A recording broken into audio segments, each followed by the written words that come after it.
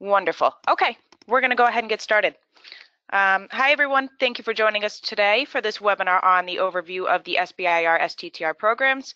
My name is Alyssa Naswis, and I will be your host for this webinar, which will be presented by Dr. Konstantin Izvolsky, Foresight's Director of Consulting and Training. Now, before we get started, I'd like to ask that everyone please keep their microphones muted throughout the duration of the webinar. And if you have any questions, please type them into the chat box and we will answer them during the Q&A session at the end.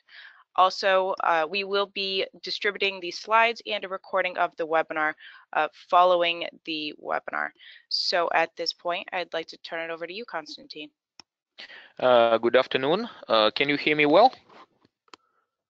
Yes, we can. Okay, fantastic. So, good afternoon, everyone. My name is Dr. Konstantin Izvolsky. I'm Director of Consulting and Training in Foresight, and I will talk today about two very efficient and very important programs which can not only facilitate your research, but also help you to move in a little bit different direction and help you to think about commercialization of your inventions, your technologies.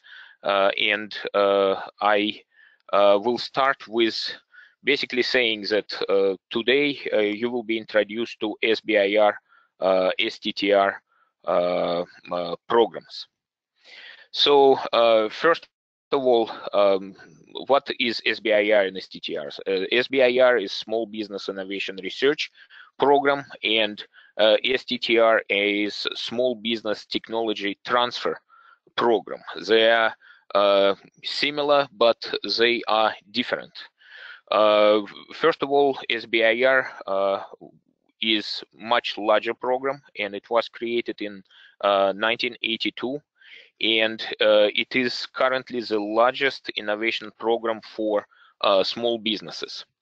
Over $2.2 billion are set aside to support innovation by small businesses, and over these years, more than 160,000 awards have been granted. STTR has been created in 1992, 10 years after SBIR, and also the goals of this program are similar. The main difference is that this program has been specifically designed to foster joint venture opportunities for small businesses and non-profit research institutions.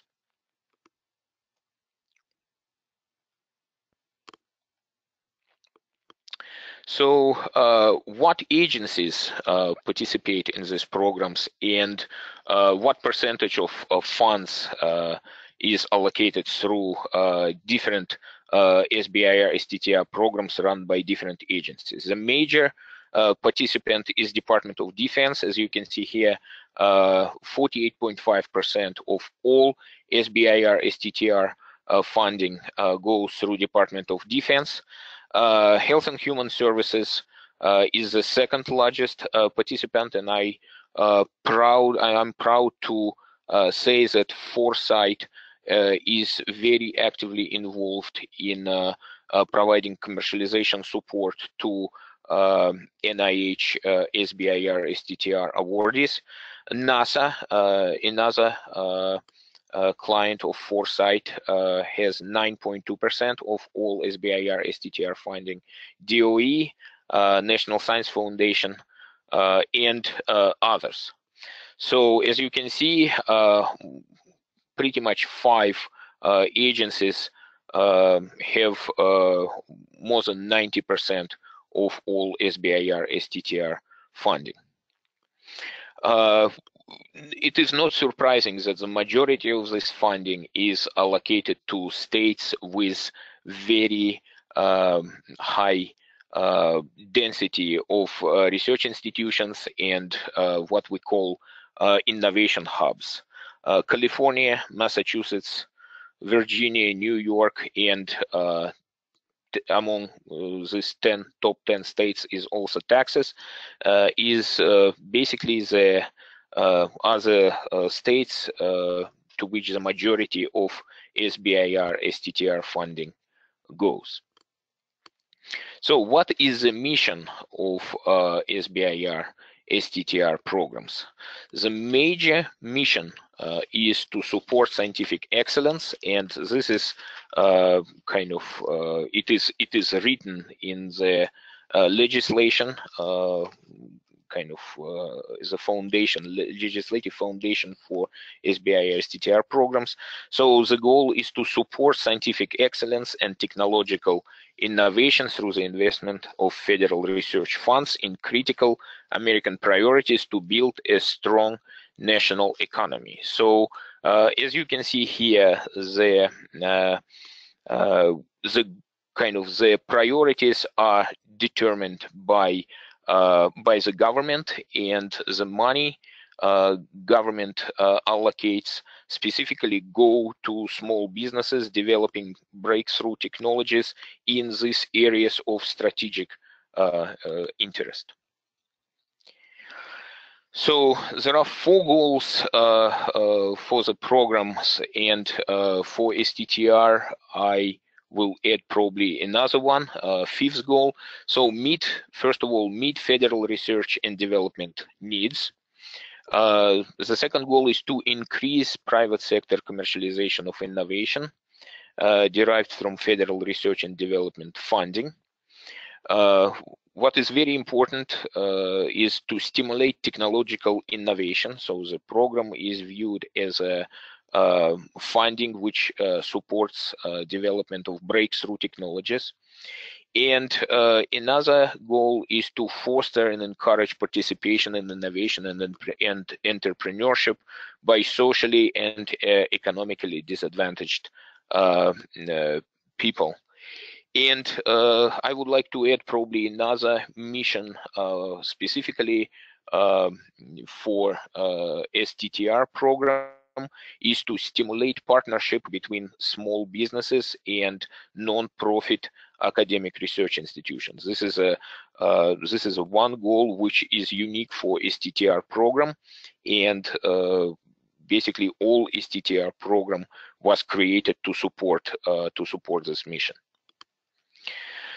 Let's talk a little bit about small business innovation research program. So this is a competitive program. This is highly competitive program, and it enables small businesses to explore the technological potential and provides the incentive to profit from its commercialization. So commercialization is the alpha and omega of this program. As much as PIs and groups involved in these programs have experience in basic research, commercialization is a key metrics which defines the success of this program. So commercialization is a must. Program encourages domestic small businesses to engage in federal research and development.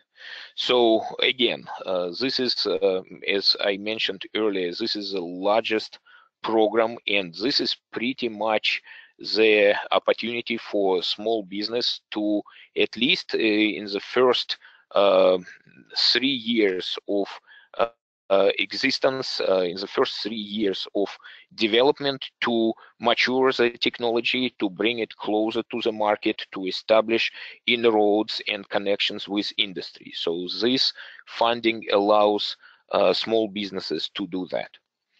And this program stimulates high-tech innovation and entrepreneurial spirit in the US, and as it meets its specific research and development needs.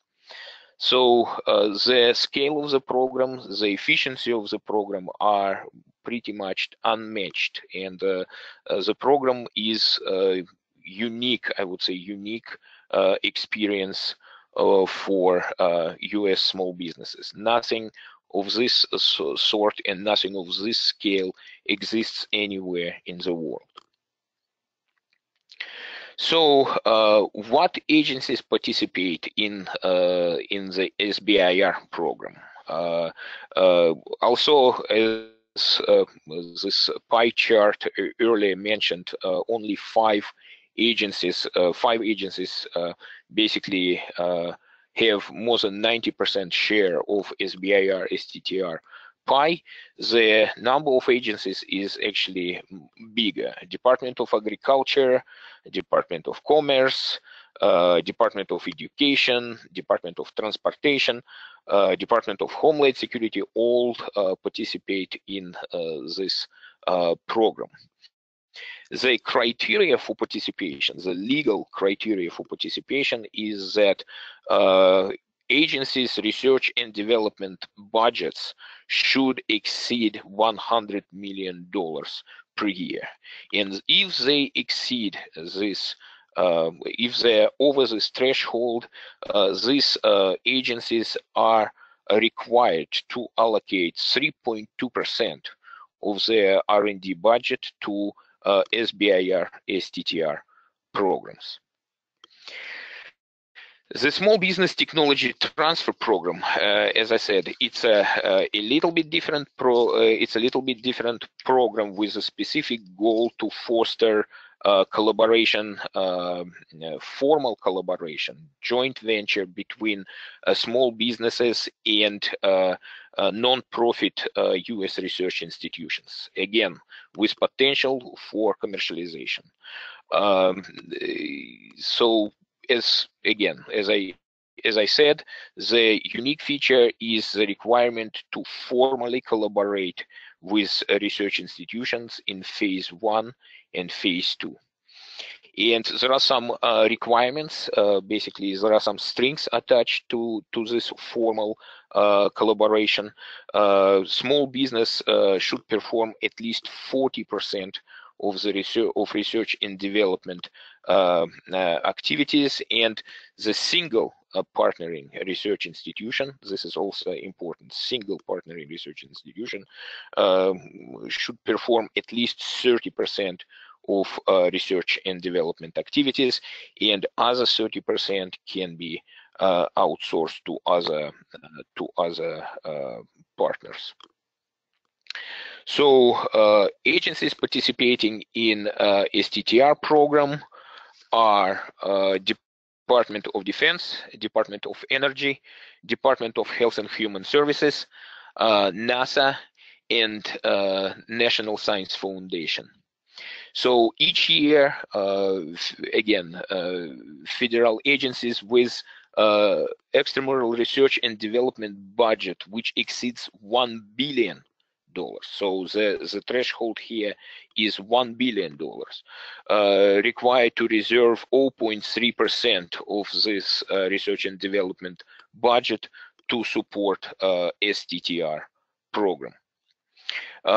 In calculations which I was able to make before these presentations, it looks like SBIR budget is at least 7 times larger than STTR budget, but in no way it makes STTR program less important, and in some cases I would say STTR path is preferable for some small businesses.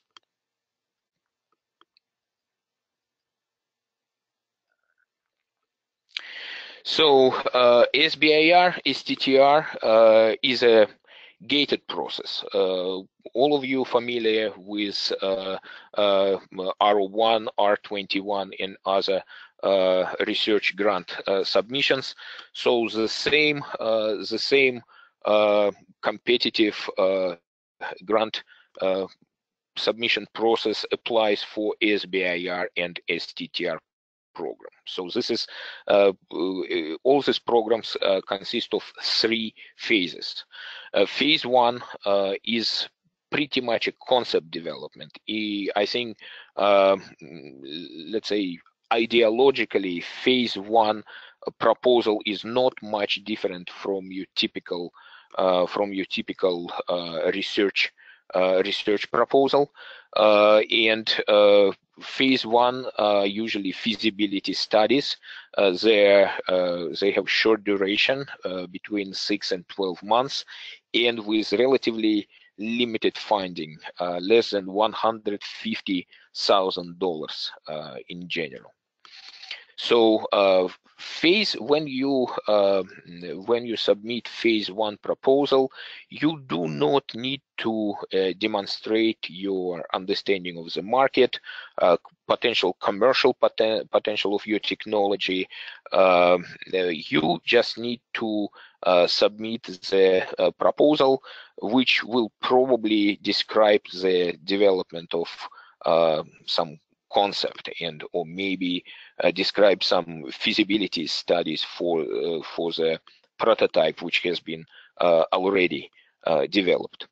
But this is not the case when you decide to move on and apply for phase two funding.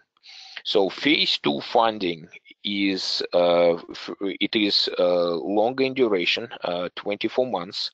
It is there is much more money allocated to phase two program, and each grant is usually up to $1 million over 24 months. This is a substantial funding source, but it is important to understand that when you jump from phase one to phase two, this is a moment when you need to demonstrate reviewers who will look at your proposal that you already have basic understanding of the market, that you developed value proposition for your technology, that you know who your competitors are, that you know what the potential business model and revenue generation model are, that you established at least some preliminary interactions with potential commercialization partners,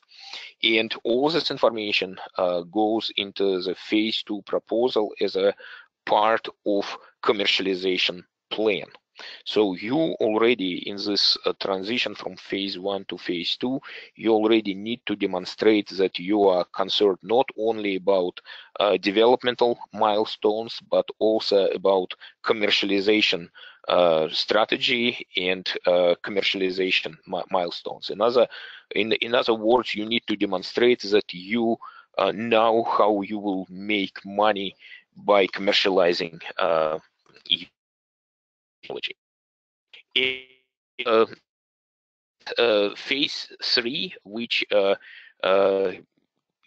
is kind of the last stage of technology development under this SBIR STTR umbrella, it actually does not require SBIR funding. Sometimes phase two also can be divided in phase two and phase 2B, usually for projects requiring manufacturing, large scale manufacturing. So this is a little bit, this is already for technologies which are ready to enter the market. And again, for phase three commercialization, there is no SBIR funding. So what is important for us as a company, for Foresight as a company, is that SBIR STTR programs provide commercialization assistance funds, specifically for phase one and phase two awardees. As I told just now, you already, when you move from phase one to phase two, you need to demonstrate the ability to you already understand the market, you understand your commercialization strategy, revenue generation model, and when you are lucky and when you get to phase two, these activities continue. You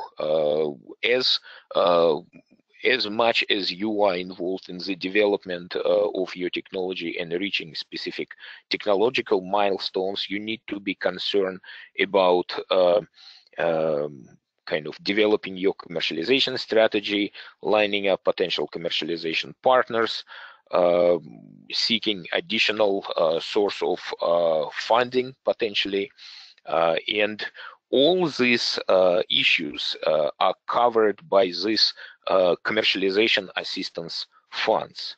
So if you are a participant of SBIR commercialization assistance program, you can receive up to $5,000 in assistance for phase 1 and up to $5,000 per year for phase 2 SBIR STTR program. So in total, you can receive, let's say you have 1 year of phase 1 development and 2 years of phase 2 development, you can receive up to $15,000 in commercialization assistance support. And what is important that this is not counted against the kind of the cap of your award. It is not subtracted from your award. This is extra money. So if you, let's say, if you received $150,000 in phase 1, and if you add this $5,000 for commercialization assistance, the actual kind of size of your award will increase to $155,000. And as I said, assistance, the type of assistance varies depending on the phase of SBIR STTR program you participate in. And if you are a phase 1 awardee who is not familiar with market, commercialization support providers can provide you with competitive intelligence information, market research information. They can run your value proposition through the interviews with key opinion leaders, experts, and end users. We can, as commercialization providers, can identify potential commercialization partners and facilitate your interactions with them. So this is a pretty flexible format. Also, I must say, different agencies take a little bit different approaches to this flexibility, and we can talk about it later. But the bottom line is that this information is critical. This information is critically important if you transition from phase 1 to phase 2, and this information may be less important from the funding perspective when you're on phase 2, but it is very important for the kind of ultimate success of technology commercialization. So as I said again earlier, the application process is pretty typical. Each agency publishes solicitation topics, and I think when you start thinking about participation in SBIR STTR program, the first thing you will need to do is to search for relevant topics. When the relevant topic and corresponding agency are selected, you are deeply involved in the proposal writing and submission. Proposal is being evaluated, and phase 1 or phase 2 award is issued. So what are the requirements for the small businesses to be able to participate in SBIR STTR programs? So first of all, you need to be a small business. Okay, when we prepared for for this presentation, we discussed whether you actually need to be a small business at the time of the award submission or at the time of the award is issued. So my understanding is that you don't actually need to be an incorporated business when you submit the award.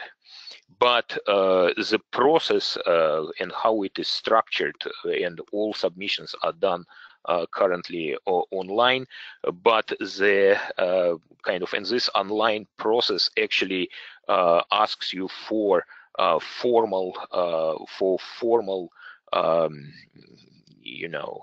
DUNS and other parameters which can be issued only to existing business entities. So for the safety, again, also probably there is some wiggle room here, but for the safety, you probably need to be an incorporated business, a small business, before you submit the award. The second thing you will need to do is to designate a principal investigator. So principal investigator is a person who will be in charge of the project in general. And the third thing you will need to do is to complete required registrations. So let's go over this criteria. So what will qualify you as a small business? There are very specific formal criteria for that. So you need to be organized as for-profit business. You should have 500 of your employees, including affiliates. This is pretty easy to achieve, I guess. Work must be done in the United States. So this is an important thing. There are some exceptions which we are not going to go over, and greater than 50%. The business should be more than 50% US owned by individuals, and it should operate independently, also with some exceptions. So who is principal investigator? Okay, so this principal investigator must be, particularly we are talking right now about SBIR. This is what I want to specify, and I will talk a little bit later about STTR. So principal investigator must be employed by the small business concern at the time of award. So your company should have PI. The project which will be funded by the government agency should have PI. But this PI is there is no requirement for this PI to be a PhD or MD. So there is no special requirement for this, but you will need to demonstrate that your PI has appropriate expertise scientifically and technically. So there is one difference between principal investigator between small SBIR and STTR programs. For STTR, basically the principal investigator, there is no formal requirement for a principal investigator to be employed by this small business concern. He or she can be employed by the company or non-profit research institution, which will be as formal collaborator for the small business concern during the duration of award. So there is more flexibility here for employment, and based on our experience, the necessity to be employed by small business concern is actually a concern for a lot of PIs from academia. So STTR allows you to solve this problem. And as we mentioned, there are various registrations which are required, and these requirements are different for each agency. So it basically shows you that, for example, for NASA, you need to register DUNS, SAM, you need to put your information in company registry. It's smallbusinessadministration.gov. You need to register in electronic handbook. For people who interact with National Institutes of Health, you know that this ERA Common is I think when you apply for scientific grants, you need to register with this database, and the same is true for if you plan to receive SBIR STTR award from National Institutes of Health. So again, this process can be pretty time-consuming, pretty laborious, pretty frustrating. That's why we encourage all our clients, all small business concerns to complete this registration as early as possible, because the process of to complete the registration, it basically can take a lot of time. So this is also a very important detail which I wanted to emphasize. So applications may be submitted to different agencies for similar work. So it can happen, and it happens all the time. Topics sometimes overlap, and the same or slightly different application can be submitted, for example, to Department of Energy and to Environment Protection Agency, or to Environment Protection Agency and NOAA. But when you receive the award may not be accepted from different agencies for duplicative projects. This is important. So at some point you will need to make a choice. So what is important also to remember for small businesses is how intellectual property rights are allocated under SBIR contracts. So what is important to remember that SBIR provides enormous flexibility and freedom to small business entities to generate IP and actually to use IP, basically to retain the title for IP. So this is a very important detail, and pretty much you just need to specifically state that whatever intellectual property was generated as part of SBIR STTR funded activities, you need to specifically state that you want to retain title for this invention. Okay, so this is pretty much the only formal requirement, despite the fact that a lot of despite the fact that government provides you at this particular at this particular moment, you are very often fully 100% funded by the federal government. The intellectual property you can generate as a result of this government-funded activities will be yours if you basically formally expressed interest in retaining the title, and it basically allows a lot of businesses to prosper as a result of SBIR and STTR. If you fail to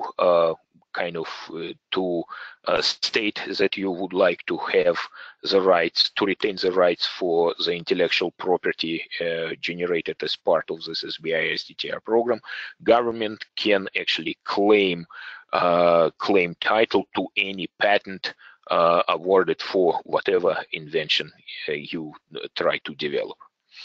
So it is very important, therefore, to to keep your books in order, to to maintain good written records of for whatever inventions you make, and I mean all formalities associated with generation of intellectual properties should be met. And obviously, if you are a small business concern and you have SBIR funding, and you also have third-party funding, for example, from angel investors or another company or venture capitalists, it is very important to clearly state what work is funded from what source. It will help you to avoid kind of difficulties in the future. So this is also a very important thing to remember. And basically, how you search for solicitations. All solicitations are listed on SBIR site, sbir.gov. You can go to agency websites. You can directly communicate actually with agency, because I think this is probably the most efficient way to, first of all, to let them know that you exist, that you are interested in SBIR program. Basically, each solicitation provides specific point of contact, and I think it will be very, very desirable to establish communication channel with this person. You can call this person directly to discuss how well your research will fit into this solicitation topic. So like always in technology commercialization, a lot will depend on your ability to be proactive. A lot will depend on your ability to communicate.